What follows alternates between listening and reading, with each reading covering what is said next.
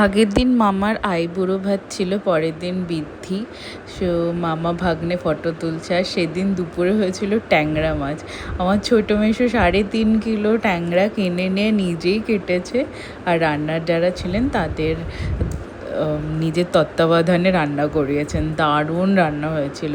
যাই হোক, এবার হচ্ছে পুকুরে জল সইতে আসা, যেটা বিয়ের দিন হয়, জল ভরা। তো সব স্ত্রীরা জল ভরতে গেছে। ওদের ওই লামডিংয়ে পুকুরের সংখ্যা প্রচণ্ড কম, মানে আমাদের কলকাতাতেও তাই, বাট এত মানে সেই হেঁটে দূরে, বহু দূরে পুকুর নয় আমাদের। তো যাই হোক, কলকাতাতেও এসব বিলুপ্ত হতেই চলেছে। নেক্সট জেনারেশনের কী হবে জানি না। যাই হোক, আমাদের তাও বাড়ির সামনে গঙ্গা আছে, গঙ্গা নদী আছে।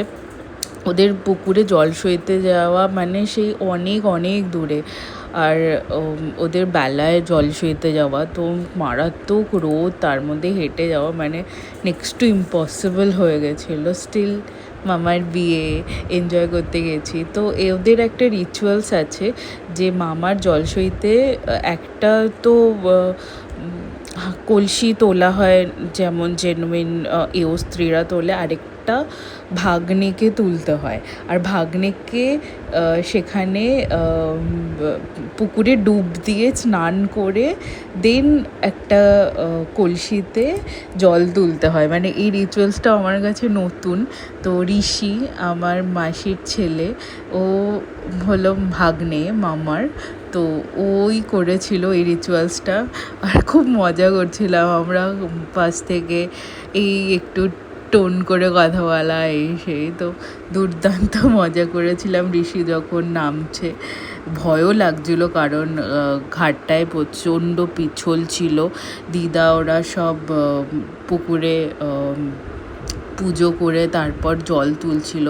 হাটটা এতটাই পিছল ছিল, এই যে ঋষি নামছে এবার জল সইতে, তো তার আগে ওর ওই বৃষ্টি বৃষ্টি কথায় হাসাচ্ছিল সবাইকে।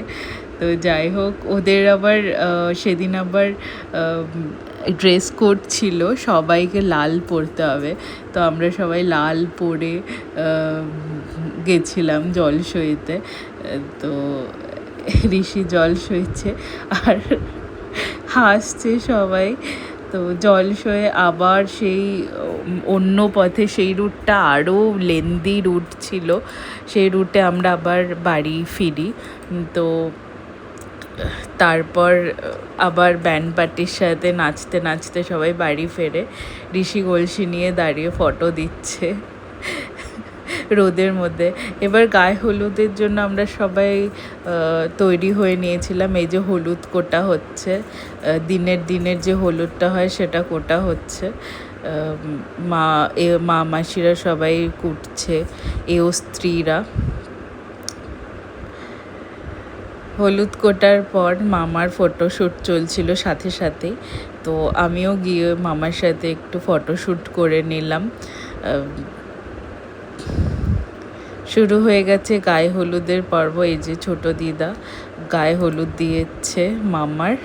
বেসিক্যালি গায়ে হলুদটা হচ্ছে ম্যারিনেট করা, কারণ বিয়ে করতে গেলে সেই তো শিক কাবাবের মতো পোড়াবে। তো এটা হচ্ছে একটা মেটাফর আর কি। তো যাই হোক, ওই যে মামাকে সবাই মিলে গায়ে হলুদ দিচ্ছে। এরপর এই গায়ে হলুদটা যাবে মেয়ের কাছে।